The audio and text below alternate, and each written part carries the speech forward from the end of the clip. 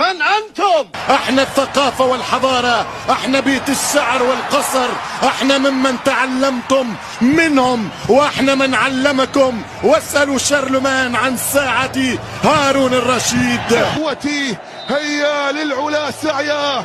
عمرك شفت السباع خايف كي يتخلع؟ عمرك شفت السباع خايف كي يتخلع؟ هذا ونحن بعيدين، فما بالك بما يحدث في المغرب الآن. لكن والله الذي لا إله إلا هو، ليست إلا مشاعر كل العرب، وليست إلا حاسيس كل العرب، وليست إلا هي بعض مشاعر ما نحس ونشعر به هنا.